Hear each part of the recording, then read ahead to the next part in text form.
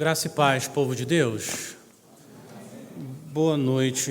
A primeira coisa que eu quero dizer é que é um enorme prazer, uma alegria, um privilégio estar aqui com vocês hoje e, se Deus assim permitir, pelos próximos dias. Eu quero agradecer o convite do pastor Cleiton, toda a liderança, pastor Ari e Neto, toda a liderança da escola Charles Spurgeon. Quero dizer também que eu tive o privilégio de vir com Israel, lá da igreja que eu pastoreio. Israel, líder da música, lidera pequenos grupos, ensina na escola dominical e tem a paciência de me aguentar também. Se Deus quiser, um dos futuros pastores da IBJM. O tema que nós temos então essa semana é respostas de Deus para tempos de ódio e desespero. Esse é o tema da Semana Magna da Escola Charles Spurgeon 2025. Quando a gente pensa no tempo em que nós vivemos e na nossa vida cristã, nossa vida espiritual, é difícil imaginar algo mais importante do que a nossa fé.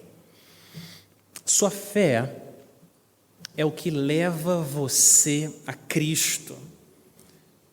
É através da sua fé que todos os benefícios que o Senhor Jesus conquistou na cruz fluem até você como um rio. Só através da sua fé. A palavra de Deus diz que sem fé é impossível agradar a Deus. Hebreus 12. A palavra de Deus diz que tudo que não provém da fé é o quê? Fala para mim. Tudo que não provém da fé é pecado. Romanos 14. A palavra de Deus diz que pela graça vocês são salvos mediante a fé. Efésios 2. A palavra de Deus diz que o justo viverá por fé. Romanos 1. A palavra de Deus diz que a fé que vocês têm é muito mais preciosa do que o ouro perecível. Nós damos muito valor à nossa fé porque a Bíblia dá muito valor à nossa fé. Difícil pensar em algo mais importante do que a fé. E a nossa esperança, ela assume a mesma importância da nossa fé, porque a fé é a confiança no presente, a esperança é a confiança no futuro. Então, a esperança cristã é essa certeza do que nos espera, que bondade e misericórdia certamente nos seguirão todos os dias da nossa vida, e nós habitaremos na casa do Senhor para todo sempre. Essa é a nossa esperança. É difícil imaginar algo maior do que a nossa fé e a nossa esperança. A prova disso é que se eu perguntar para você, crente, o que você prefere? Perder a sua fé ou perder a sua vida? Você perde a vida, mas você não quer perder a sua fé.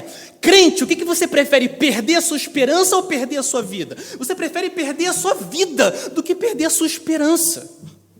Difícil pensar em algo que seja maior do que a fé e a esperança. Difícil, mas existe. Existe algo maior.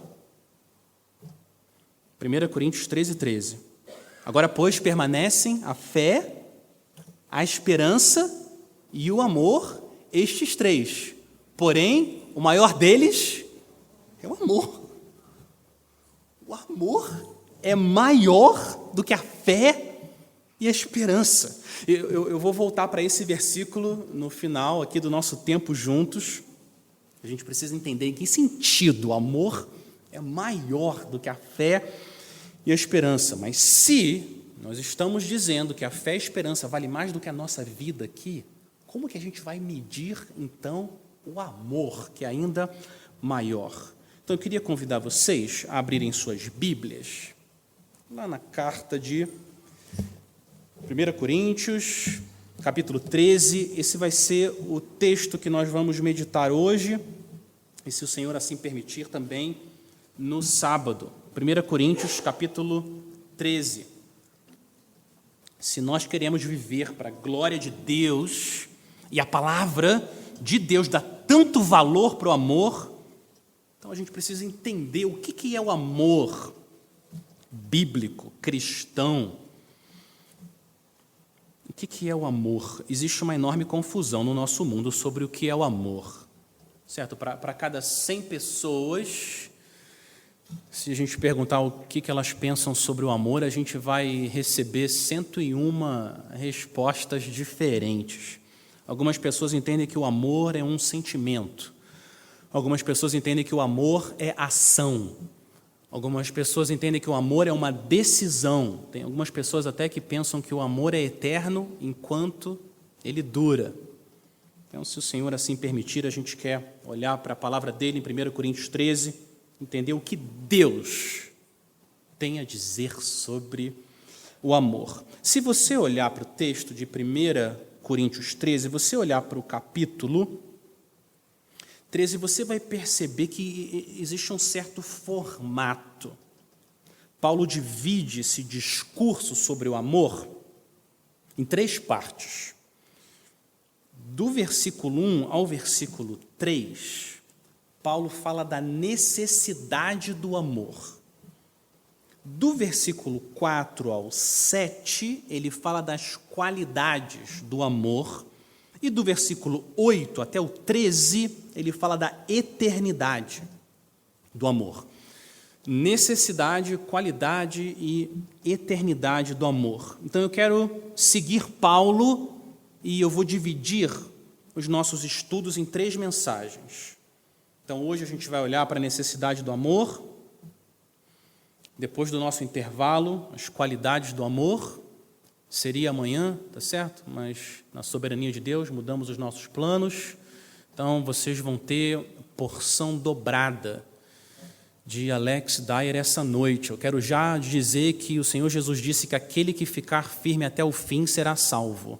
Então eu estou observando aqui quem que vai, os remanescentes fiéis. Vamos, muito bem. Então depois do intervalo, qualidade do amor e no sábado, eternidade do amor.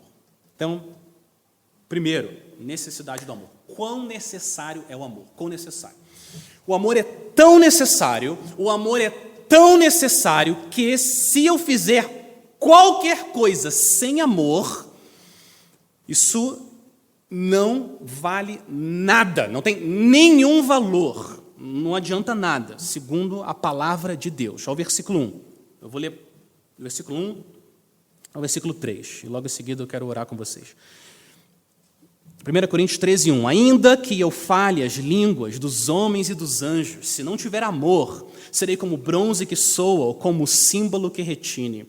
Ainda que eu tenha o dom de profetizar e conheça todos os mistérios e toda a ciência, ainda que eu tenha tamanha fé, a ponto de transportar montes, se não tiver amor, nada serei.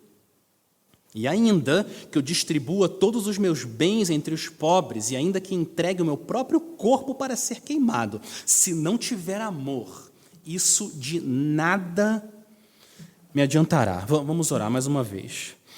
Senhor, a gente, como o teu povo, se aproxima de novo do teu trono, um trono de graça, e a gente quer pedir ajuda, Senhor, nos ajuda a entender a tua palavra, entender o que é o amor, e que a gente possa praticar, Senhor, o que o Senhor nos ensina, que a nossa teologia possa ser uma teologia com espiritualidade, Senhor, que nossa doutrina se transforme sempre em doxologia, adoração ao Senhor.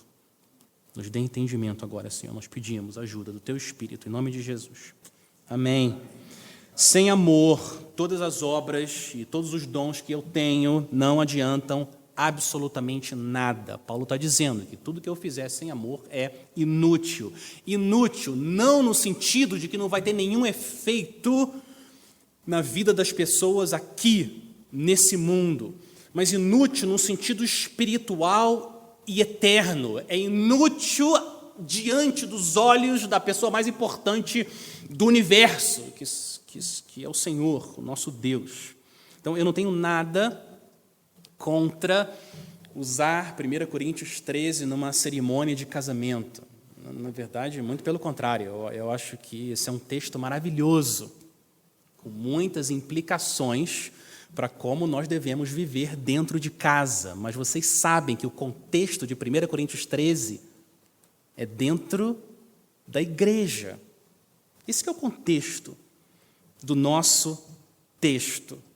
Essa passagem é uma correção amorosa do apóstolo Paulo a uma igreja que estava enfrentando problemas sérios de orgulho e divisão por causa dos dons espirituais. Volta para o capítulo 12, vai para o início, por favor, do capítulo 12, versículo 1. A discussão sobre os dons espirituais começou no capítulo 12. 1 Coríntios 12, 1. O apóstolo Paulo fala: irmãos, não quero que vocês estejam desinformados a respeito dos dons espirituais. Ele vai até o capítulo 14 tratando do mesmo assunto, do 12 até o 14. Mas no meio da exposição dele sobre os dons, entre o capítulo 12 e o capítulo 14, ele insere o que parece um desvio do assunto principal, falando sobre o amor. Mas não é nenhum desvio. Paulo não está mudando de assunto. O que Paulo quer fazer aqui é mudar a mente de como a igreja está usando os dons espirituais.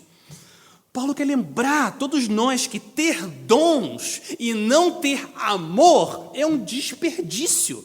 Pior que um desperdício, é destrutivo, é perigoso. É como você colocar uma faca na mão de uma criança, ela vai acabar machucando alguém. Então, nas mãos de uma cozinheira habilidosa, a faca é um instrumento de bênção, mas nas mãos erradas, ela se torna uma arma. E a gente precisa reconhecer que esse perigo não acabou em Corinto, 2000 anos atrás. Não são só os coríntios que precisam de 1 Coríntios 13. Nós também precisamos de 1 Coríntios 13. A gente precisa da mesma graça e do mesmo Deus agindo em nós. Para mim, Alex, o amor não é natural. Depois que entrou o pecado no mundo e o pecado no nosso coração, não é mais natural eu amar. Natural é eu me orgulhar, não amar. Então, eu preciso de uma obra sobrenatural do Senhor para que eu possa amar. Todos nós precisamos. E é por isso que a gente precisa, 1 Coríntios 13. Cada um de vocês aqui, essa noite, cada membro da Igreja Batista Calvário, cada um tem um dom espiritual, ou dons espirituais. Todos vocês aqui têm dons espirituais. A ordem do Senhor para você é: use os seus dons. Use os seus dons. Desenvolva os seus dons. Não enterre os seus dons. Não esconda os seus dons embaixo da terra. Não negue os dons que o Espírito Santo deu para você. Se você ensina bem, ensine para a glória de Deus e para o bem das pessoas. Se você lidera bem, você serve bem, você administra bem, faça na força que Deus supre e abençoe a igreja. Se você é capaz de filmar, você é bom em tecnologia, você é bom com as crianças, você aconselha bem, use os seus dons para a glória de Deus e para o bem da igreja. Desenvolva os seus dons com temor e tremor. Continue usando os seus dons, sim. Deus não é contra dons, porque os dons são dons de Deus. É Deus que dá dons de forma soberana. Deus não é contra os dons. Deus é contra o uso egocêntrico dos dons, em vez do uso outroscêntrico dos dons. Isso Deus é contra, mas não contra o uso dos dons. Se a gente parar para pensar, não faz sentido a gente se gloriar dos dons que nós recebemos do Senhor e que a gente não criou, que nem são nossos. O que vocês iam achar se eu entrasse aqui por aquela porta com os 3 volumes de lições aos meus alunos, Charles Spurgeon, tá certo? E eu com os 3 volumes aqui do Spurgeon, e fazendo assim, aqui, ó, eu me gloriando dos 3 volumes que o Spurgeon escreveu, não eu. O que vocês iam achar? O que ele está fazendo? Não foi ele não produziu isso, não faz sentido. Mas quando a gente se gloria das coisas boas que Deus faz através de nós, é isso que a gente está fazendo, porque não fomos nós que fizemos, foi outra pessoa, foi Deus através de nós, mas não nós. A gente se gloriar não faz sentido, e é isso que o apóstolo Paulo quer mostrar para a igreja, com amor e com um senso de urgência. Deus é o construtor, nós somos as pedras, no máximo. E o Spurgeon jamais faria isso, nem com os livros dele, porque ele era um homem piedoso e humilde, ele sabe. Um pouco antes, na carta, Paulo fez 3 perguntas para a igreja de Corinto, perguntas boas para a gente também hoje. 1 Coríntios 4, 7. Pois quem é que faz com que você sobressaia? E o que é que você tem que não tenha recebido? E se o recebeu, por que se gloria como se não o tivesse recebido? Com boas perguntas. Faz sentido a gente se gloriar dos dons que o Senhor dá. Então eu quero encorajar vocês, povo de Deus, gaste sua vida, use os seus dons, para que as pessoas cresçam na fé, alegria no Senhor, paz, use. Mas a mensagem de 1 Coríntios 13 é: use seus dons em amor, use os seus dons com amor, então de uma maneira santa, e use os seus dons por amor, com uma motivação santa. A gente vai ver mais sobre isso no texto. Então esse é o contexto de 1 Coríntios 13, o uso dos dons na igreja. Só o amor pode criar um ambiente na Igreja Batista Calvário e nas nossas igrejas, para que os dons sejam exercitados de uma maneira que Deus é glorificado e nós sejamos transformados. Quero dizer para você, o amor é o esqueleto, o amor é a espinha, a coluna, a espinha dorsal, a coluna da igreja. Assim como é a coluna que sustenta o seu corpo, permite você ficar em pé, é o amor que vai sustentar essa igreja e a igreja de Cristo. Sustentar ela em pé, fazer com que ela não caia em pecado. Nesse exato momento, enquanto nós estamos aqui juntos, nessa igreja, nesse exato momento, a minha sogra está deitada numa cama de hospital, sendo operada, uma cirurgia de alto risco, super complexa, vai demorar muitas horas. Uma cirurgia na coluna, ela não consegue mais ficar em pé e ela passa por dores insuportáveis. E agora os médicos estão fazendo o que eles acham que eles podem e conseguem fazer. O que acontece é que, porque ela não tem uma coluna, uma espinha firme, ela não consegue ficar de pé e ela passa por dores insuportáveis. É exatamente o que acontece com a igreja de Cristo. Se a gente não tiver amor, a gente vai passar por muita dor e a gente não vai permanecer em pé, proclamando Cristo e amando as pessoas e o mundo. Nós precisamos, o amor é necessário, nós precisamos do amor. Muito bem, quando você se tornou membro da sua igreja local, quero lembrar você que foi o que você prometeu, que você ia viver em amor, certo? Levante sua mão se você é membro dessa igreja aqui, Igreja Batista Calvário. Você é membro dessa igreja. Boa parte de vocês. Muito bem, muito bem. Quando eu cheguei aqui, eu vi que está ali na parede, tem na parede um pacto, certo? Pacto, eu fiquei com vontade de ir lá dar um beijo no pacto. Coisa linda, maravilhoso. Nossa igreja também, a gente tem um documento, pacto de membros.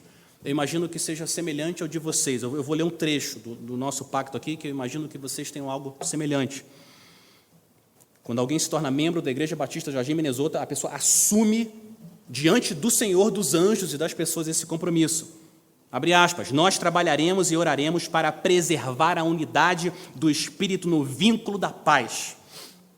nós andaremos juntos em amor fraternal, amor entre os irmãos. Nós andaremos juntos, amor fraternal, exercitando atenção e cuidado afetuoso uns com os outros, encorajando e exortando uns aos outros, fielmente, conforme exija a ocasião. Então é o seu compromisso também, na sua igreja, de você amar. Nosso amor, desse lado do céu, sempre vai ser imperfeito, sim. Mas no mundo que nós vivemos, tempos de ódio e desespero, uma boa parte da resposta de Deus ao tempo que nós vivemos é o amor. A gente precisa de boa teologia, mas a gente precisa de uma boa teologia que produza bom amor em nós. Senão alguma coisa está errada com a maneira como a gente tem olhado para o Senhor. E para a palavra dele, João 13,35, nisto todos conhecerão que vocês são meus discípulos, se tiverem o quê? Amor uns pelos outros. Então, se nós queremos igrejas bíblicas, saudáveis, maduras, fiéis, missionárias, a gente precisa de igrejas cheias de amor. Acabei minha introdução. Muito bem. Agora, a gente vai entrar no nosso texto. Então, a gente vai olhar para os 3 primeiros versículos. Necessidade do amor. O que Paulo vai fazer aqui, ele vai passar pelos dons que estavam causando divisão e problemas de orgulho na igreja. O primeiro são as línguas. Olha o versículo 1. As línguas.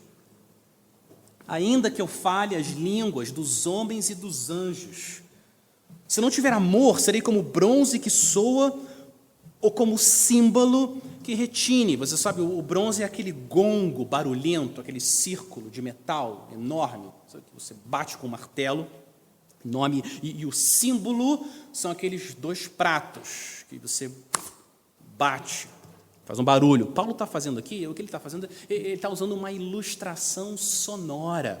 Ele está dizendo que dons de línguas sem amor é como aquele som estridente de alguém passando a unha no quadro, sabe? É um barulho. Faz os nossos nervos doerem, como bronze que soa, como símbolo que retine. Isso significa que, ainda que eu fale português, inglês, espanhol e francês, e ainda que eu saiba grego, hebraico, latim e aramaico, e ainda que eu conheça as 7.000 línguas desse mundo, até as línguas mais exaltadas, como a língua dos anjos, quando eu abrir a boca, se eu não tiver amor, em vez de sair um som de graça, vai sair um barulho irritante. É isso que ele está dizendo. Em vez de edificar os meus irmãos, eu vou derrubar os meus irmãos. Em vez de ser um incentivo para eles perseverarem na corrida da fé, se eu não tenho amor com as minhas palavras, eu vou ser um obstáculo, que eles precisam transpor o que eu falo para eles conseguirem olhar para Cristo. Mas quando você usa as suas palavras com amor, sai da sua boca um hálito celestial. É um sabor de menta santo. Dá vontade de ficar perto para ouvir mais. O sotaque do amor é o sotaque da Nova Jerusalém. A gente quer ouvir mais. Provérbios 16, 24, palavras agradáveis são como favo de mel, doces para a alma, remédio para o corpo. Mas falar a verdade, sem ter amor, ter razão no que eu estou falando, sem ter amor no que eu estou falando, faz as minhas palavras serem como símbolo que retine, um barulho irritante. Não foi para isso que o Senhor nos deu uma boca. Eu imagino, não conheço todos vocês em detalhes, nem as histórias, mas eu imagino que todos nós tivemos que nos arrepender, porque nós falamos a coisa certa, mas da maneira errada. Todos nós. Eu imagino que todos nós já tivemos que nos arrepender, porque a gente falou a coisa errada da maneira errada. Na hora errada. com o coração na posição errada, não amando. A gente precisa desesperadamente da graça do Senhor. As nossas palavras têm um poder enorme. De novo, Provérbios 18, 21. A morte e a vida estão no poder da língua. Provérbios 12, 18. Palavras precipitadas são como pontas de espada que ferem, mas as palavras dos sábios são remédio que curam. A gente precisa da sabedoria do Senhor para que saia da nossa boca palavras que unicamente, Efésios 4, transmitam edificação e graça. Agora, se vocês me permitem aplicar um pouco mais o uso das nossas palavras e das línguas e dos dons. Eu imagino que a gente tenha vários líderes aqui. Imagino. E aqueles que estão fazendo seminário estão sendo treinados de alguma maneira para liderar, certo? Levanta sua mão se você ou é um pastor, ou seminarista, ou um líder na igreja, ou gostaria de ser um pastor. Levanta sua mão. Muito bem. Uma parte aqui de nós, certo? Geralmente, quem gosta de liderar, gosta de falar. Um desafio que nós temos, não só na escolha das nossas palavras, mas também no momento em que a gente fala e a quantidade das nossas palavras. Salomão, mais uma vez, com as suas palavras de sabedoria, Provérbios 10, 19. Quem fala demais acaba caindo em transgressão, mas quem controla a língua é sábio. Então, eu preciso me lembrar, aconteceu comigo na assembleia, à noite, domingo, na igreja agora. Veio pensamentos na minha mente, se eu falasse, eu ia causar um estrago, não foi uma boa ideia. O Senhor foi misericordioso. E a palavra veio, parou, quase que eu falei.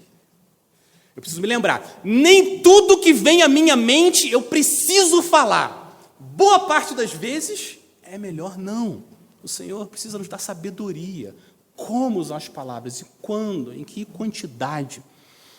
Meu desejo para essa igreja, para a minha igreja, para todos nós, é que a palavra de Cristo habite ricamente em nós e que as nossas palavras possam santificar as pessoas e fazer elas olharem para o nosso Salvador Santo. Primeiro versículo 1, línguas. Versículo 2, profecias. Versículo 1, línguas. Versículo 2, profecias. É o segundo dom agora que o apóstolo Paulo vai lhe dar. Ainda que eu tenha o dom de profetizar e conheça todos os mistérios e toda ciência. Paulo está usando uma figura de linguagem aqui. Ele está exagerando de propósito, como ele fez com a língua dos anjos. Ele está exagerando de propósito. Não tem ninguém que tenha o dom de profetizar, que conheça todos os mistérios e toda a ciência, ou todo o conhecimento. Não tem. Existem trilhões de coisas que nós não sabemos, trilhões. Alguém que tem o dom de profetizar, eu entendo, operando na época dos apóstolos, antes do Novo Testamento, escrito, esse dom ainda acontecendo, ainda assim, a pessoa que tivesse esse dom, e Deus revelasse mistérios para essa pessoa, ainda assim existem bilhões de coisas que ela não sabia e que nós não sabemos.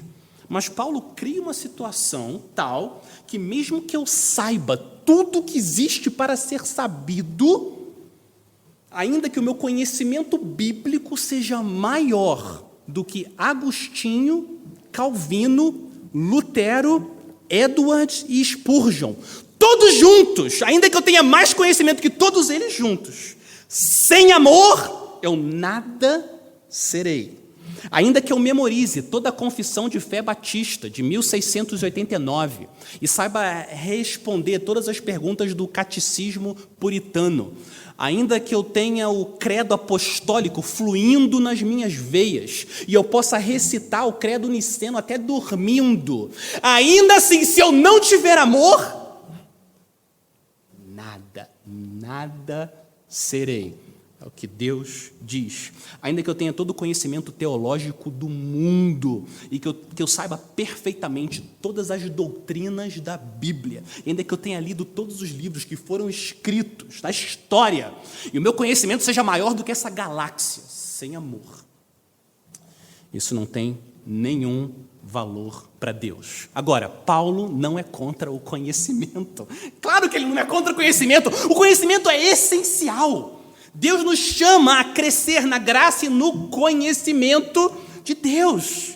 A gente precisa conhecer mais do nosso Salvador maravilhoso. A gente precisa estudar a Bíblia. Precisa crescer em teologia, aprender mais sobre o nosso infinito Deus. A gente precisa de sã doutrina. Meu desejo é que a escola Charles Spurgeon exploda de tanto aluno e vocês tenham que criar 1000 campos no Brasil. Amém?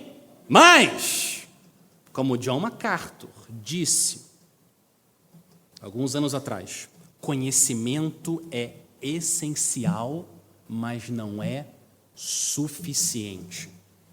É essencial, mas não é suficiente. Paulo escreveu alguns capítulos atrás. Volta para o capítulo 8, por favor. 1 Coríntios 8. Olha o que o apóstolo Paulo disse. Ele já tinha adiantado essa relação entre o amor e o conhecimento. 1 Coríntios 8.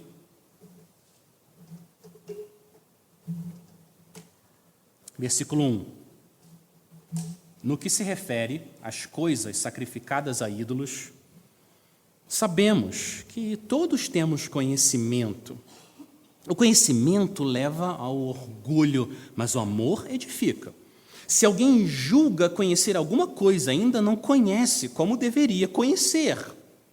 Mas se alguém ama a Deus, esse é conhecido por Ele. De novo, Paulo está usando uma linguagem super forte para mostrar o que a falta de amor pode fazer no nosso coração e nas nossas igrejas. Quando Paulo está falando aqui que o conhecimento leva ao orgulho, o que ele quer dizer? Ele quer mostrar o perigo do conhecimento pelas razões erradas. Se a minha motivação para ganhar conhecimento é me elevar acima dos outros, esse tipo de busca ao conhecimento leva ao orgulho, sim. É só a gente conversar com alguém que conhece muito, mas ama pouco. Ninguém quer passar tempo com uma pessoa assim. A gente precisa reconhecer que é um perigo real para todos nós, especialmente aqueles que amam estudar. Mas a saída para esse problema não é a ignorância. A solução não é fechar todos os livros de teologia e jogar a paciência no celular. Não é essa a saída. Porque se o conhecimento sem amor é um problema, amor sem conhecimento não tem nenhuma força, nenhum conteúdo, e tem perigos seríssimos. Sem conhecer a Deus e a palavra de Deus, o que a gente vai oferecer quando a gente amar? Então, o chamado do Senhor para nós é conhecimento com amor. Não para me elevar, mas para elevar os outros, para mais perto de Cristo. A solução é usar o conhecimento de forma outrocêntrica e não egocêntrica. Como a gente precisa desesperadamente do dom do autoesquecimento, esse dom maravilhoso, mas tão difícil. A gente precisa essa bendita liberdade, eu parar de ficar pensando em mim e pensar nos outros. Servir aos outros. Conhecimento é essencial, claro, mas ele não é suficiente. A gente precisa da ajuda do Senhor. Mas com a ajuda dele é possível encher de conhecimento, nosso coração encher junto com amor. Amém? O amor é necessário. Terceiro, línguas, profecia, agora. Terceiro, continuação do versículo 2, volta para o capítulo 13, por favor. Capítulo 13, versículo 2, continuação do verso 2, ele diz: ainda que eu tenha tamanha fé, a ponto de transportar montes, se não tiver amor, nada serei. Ainda que eu tenha uma fé tal que é capaz de mudar as circunstâncias mais impossíveis desse mundo, quando mover uma montanha, impossível. Ainda assim, se eu tenho essa fé, esse poder espiritual sem amor, eu não sou nada. Final do versículo 2, nada serei. Vocês percebem o que o Senhor está fazendo através do apóstolo Paulo aqui nessa passagem? Deus quer que a gente use uma régua diferente para medir grandeza. Esse mundo mede grandeza simplesmente olhando para os dons e talentos das pessoas. O mundo idolatra o que as pessoas são capazes de produzir externamente. Não existe uma preocupação com o caráter. Já ouviram essa frase? Se ele faz bem, se ele faz aquilo bem, que mal tem? Se ele faz bem, que mal tem? Tem mal, tem mal. Deus não vê como o mundo vê, porque o Senhor não vê como o homem vê o exterior, porém o Senhor vê o coração. 1 Samuel 16. Olha, por exemplo, seminaristas, pastores, um desafio para todos nós. Quando a gente olha para a lista de qualificações de 1 Timóteo 3, na minha contagem, 1 Timóteo 3, de 1 a 7, a gente tem 15 qualificações para alguém que quer ser um pastor. Certo? Elas estão em 3 categorias. A primeira é capacidade. Das 15 qualificações, só uma está na categoria capacidade, apto para ensinar. A segunda categoria é a casa. Para alguém liderar na igreja, ele precisa ser fiel no seu casamento e liderar seus filhos também com amor. Então, uma qualificação para capacidade, 2 qualificações para casa, 12 qualificações para o caráter. Por quê? Por que essa lista é tão desbalanceada?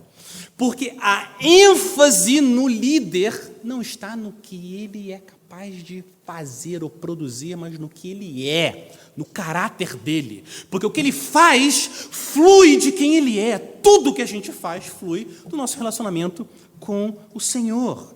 Não existe nada mais importante num líder, mas num crente, do que o caráter, a piedade, a santidade.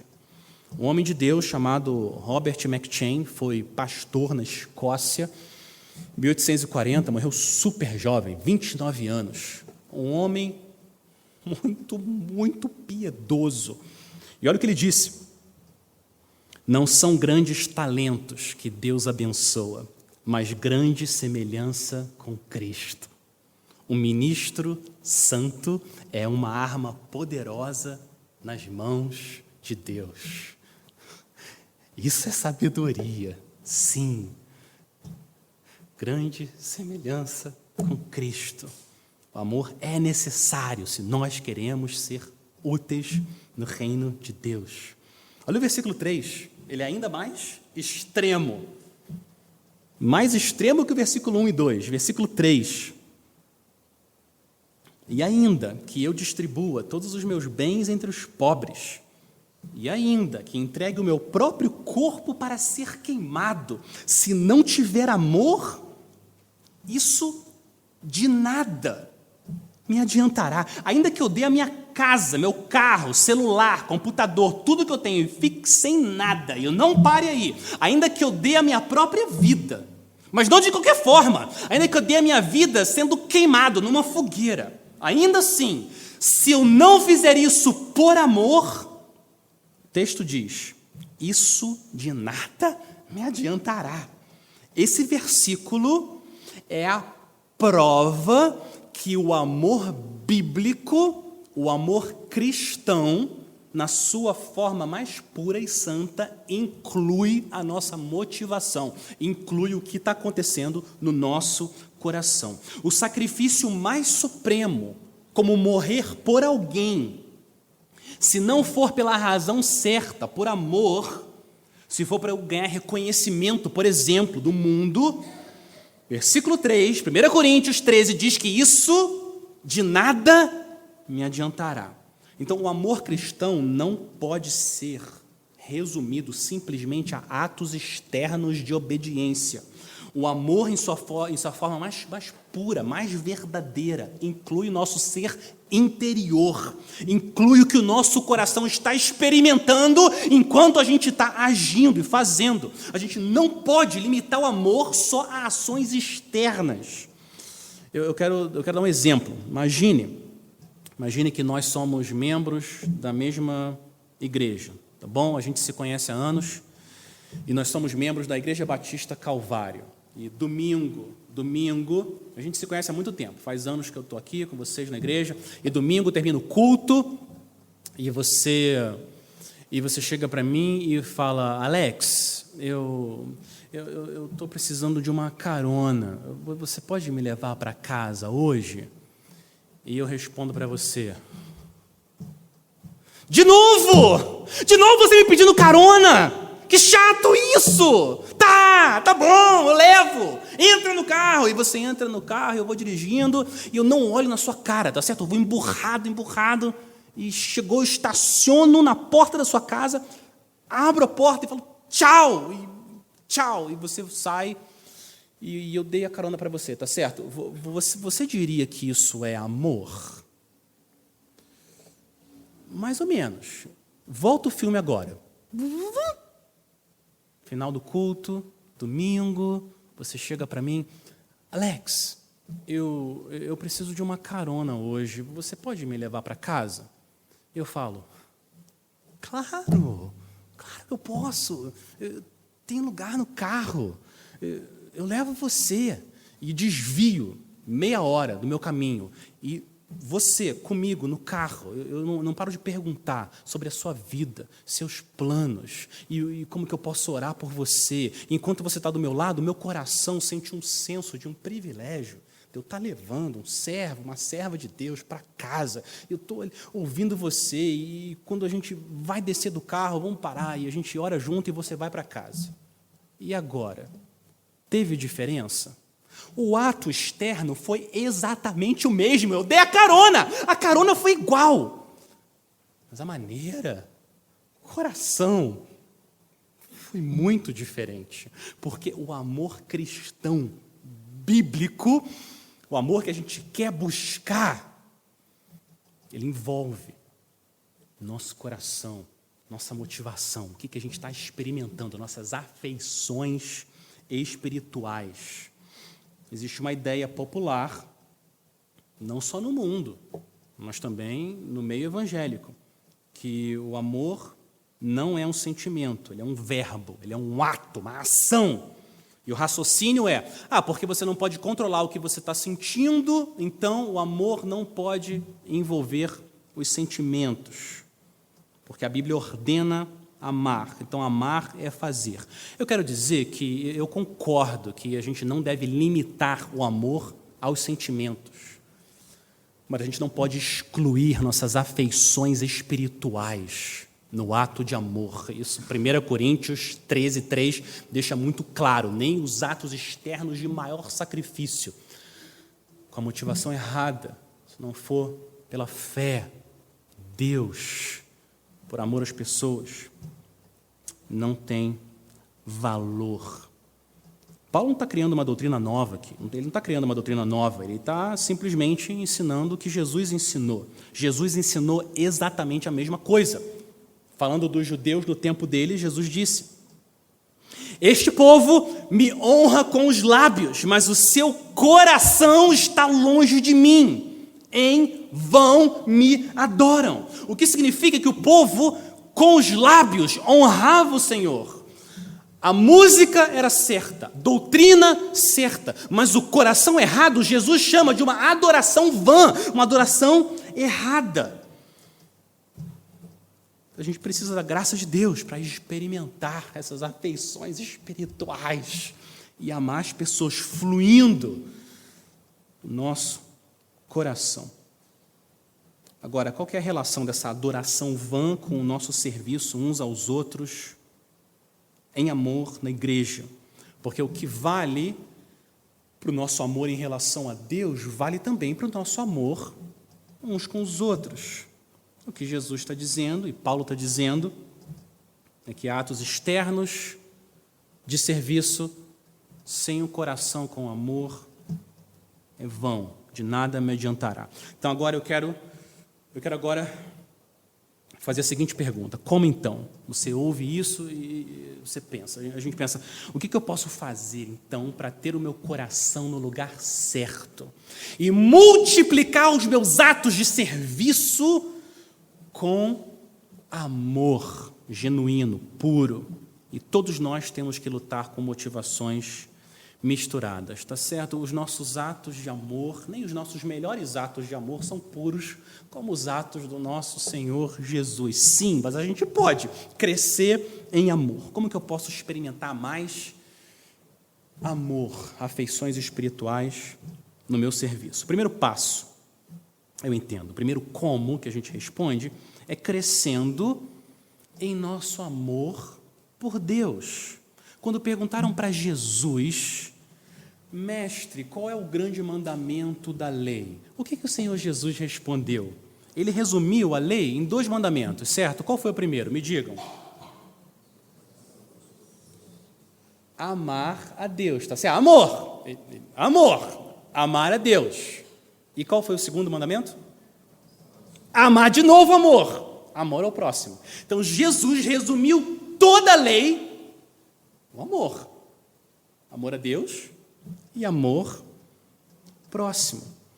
Para a gente amar uns aos outros, primeiro, a gente precisa amar a Deus. A ordem é muito importante. A ordem é muito importante. Porque eu primeiro preciso me satisfazer em Deus para depois servir as pessoas com liberdade. Quando Deus é supremo, meu amor, nas minhas afeições, quando Ele é suficiente, e eu já estou cheio, já estou preenchido com o Senhor, então eu não preciso mais usar as pessoas para me devolver alguma coisa, ou reconhecimento, ou me amar de volta. Eu não preciso mais, porque eu já estou cheio do Senhor. Jesus já é suficiente, então agora eu estou livre para amar.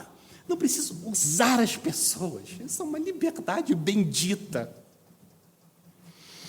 Isso vale para os nossos casamentos, nosso relacionamento com nossos filhos, com os irmãos na igreja, incluindo os irmãos que são mais difíceis de amar. Eu estou livre para amar eles, mesmo quando de volta não vem amor. Eu posso dar amor e de volta não vem amor, porque eu já estou cheio, preenchido com meu Senhor Jesus. Eu quero dizer que um marido satisfeito em Deus, ele consegue amar a esposa, mesmo quando ela torna as coisas mais difíceis. E eu quero dizer que uma esposa cheia do Senhor Jesus consegue amar o marido, mesmo quando ele não é uma pessoa fácil de amar naquele dia e naquela hora. Se eu estou satisfeito em Deus, Ele é suficiente, a gente tem poder espiritual para amar as pessoas, incluindo aquelas mais difíceis na igreja, como nós. Eu posso me esvaziar pelos outros, para que eles também sejam cheios de Deus, porque eu já estou cheio do Senhor. E, muito bem, esse é o primeiro como, o primeiro passo, mas agora tem mais um como, mais um passo, e a pergunta é como que eu cresço, então, no meu amor por Deus? Como que eu posso crescer no meu amor por Deus? E o segundo passo é contemplando o amor de Deus por você. É assim que você cresce no seu amor por Deus, contemplando, primeiro, o amor de Deus por você. Essa é a lógica bíblica do amor, é como funciona o nosso coração. Quando eu paro para meditar no tamanho do amor de Deus por mim, quanto mais eu entendo que Deus entregou o seu Filho amado para morrer no lugar de um inimigo como eu, mais as minhas afeições espirituais por Deus aumentam, mais eu amo o Senhor, e quanto mais precioso é Deus para mim, mais livre eu estou para amar as outras pessoas. A gente se enchendo e meditando no amor de Deus, é isso que vai nos dar poder para amar os outros com liberdade. Eu estou convencido, absolutamente convencido, que os meus piores momentos na minha vida, eles acontecem quando eu estou meditando demais na vida do Alex Dyer e meditando de menos no amor do meu Senhor por mim. Esse é um dos meus maiores problemas. Nossas provações são reais. Elas têm o poder de esfriar o nosso amor pelo Senhor e pelos outros. Como que a gente aquece o nosso coração no inverno que é a Babilônia, que é esse mundo. Não me isolando para meditar em mim, mas nos juntando para meditar nele, no amor dele por nós. E isso nos dá essa liberdade para a gente amar. Essa é a lógica do amor. Ele começa sempre com Deus.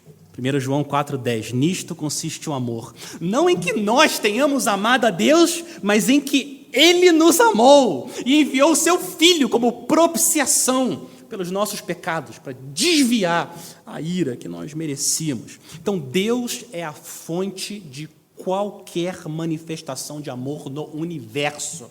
Então, o amor, ele começa sempre com Deus, enviando o Seu Filho amado para morrer na cruz, no seu lugar. E você, pela fé, contempla o amor dele. Você vê um rei maravilhoso, santo, crucificado, amaldiçoado no seu lugar. Conforme você contempla o amor dele por você na cruz, você se preenche de Deus. E agora você está livre para se esvaziar e ajudar outros a também conhecerem esse Salvador maravilhoso. Esse é o caminho excelente do amor.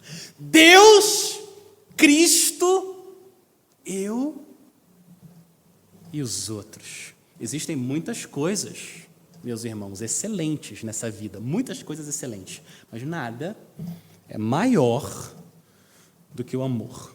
E por isso Paulo começa mostrando a necessidade do amor. Então, se o Senhor assim permitir, depois do intervalo nós vamos olhar para as qualidades desse amor, que é exatamente o amor bíblico, cristão e verdadeiro. Vamos orar? Senhor, é tão claro para nós que nós precisamos da Tua graça para amar as pessoas. O Senhor Jesus nos disse para a gente se amar. Amem-se uns aos outros, assim como eu os amei. Senhor, nos dê, sim, poder do Teu Espírito, para que a gente possa amar as pessoas. Senhor, nos dê olhos para ver o Teu amor por nós em Cristo Jesus, naquela cruz. E que esse amor mova a gente a nos derramarmos em amor pelas outras pessoas, Senhor. Nós precisamos da Tua ajuda. Guarda Igreja Batista, Calvário e as igrejas no Paraná e no Brasil, que nós possamos mostrar que nós somos discípulos do Senhor Jesus, amando uns aos outros. É por causa dele que nós oramos. Amém.